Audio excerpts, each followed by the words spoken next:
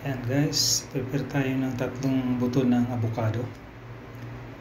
Ayan, kita nyo, hihiwain ko siya ng maliliit para makapasok sa buti ng alcohol. Magandang to, pang gamot sa mga sakit-sakit ng likod, as per advice ng ating kababayan si Kuya Damian, vlogger. Try natin na gawin, wala namang mawawala. Ihalo lang natin siya sa yung ginamit ko, yung alcohol na 40% lang. Yun siya, ihalo yung iniwan na buto ng avocado. First time ko lang itong itatry para lunasan yung mga sakit-sakit sa likod, sakit sa balakang. Yun ang dito yun ang makakatulong kung masakit ang mga balakang natin na hindi mapahilot. Haplasan lang natin ng ito yung hiwain ko na buto ng avocado. 3 piraso ito is hiwain ko ng maliliit para mapagkasya ko doon sa buti ng alcohol. Ayan, makikita nyo, hiwain natin. Hiwa ko na siya. Yung 1 piraso pinag 8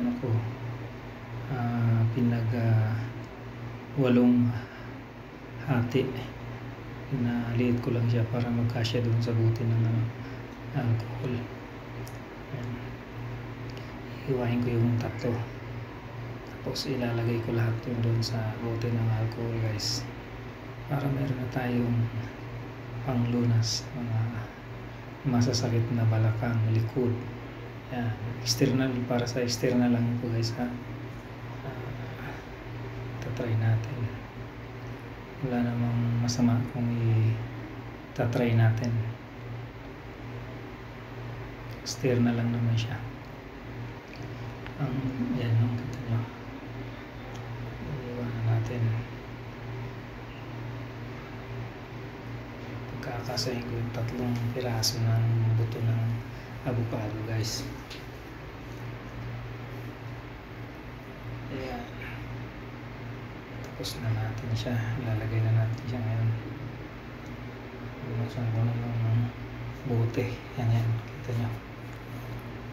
Ayan, size na natin lalagay sa loob. Ilalagay ko lahat, kaya lang wala pang bawas yung alcohol, kaya mag-overflow ito bago magkasya yung bale, babawasan lang natin ng yung alcohol konti para magkasya lahat. Mag-overflow siya, tatapon muna natin yung iba. Ayan, sayang naman, kaso kailangan ayan, try natin ulit yung natitira. Ulitin natin magkasya lahat. Ayan, step by step. Actually yung ingredients niya na lang, alcohol lang at saka avocado, buto ng avocado. Pero pwede rin siguro ito lagyan ng kung mayroon pa yung ihalo na virgin oil or coconut oil, walang problema, kasi pang haplas lang naman sa mga masasakit na likod or balakang. Ayan, external lang to guys ha, for external only use, take note. Ayan, so, bawasan na naman natin. Okay na, tapos na tayo dyan. Punasan lang natin yan para malinis. Thank you for watching guys.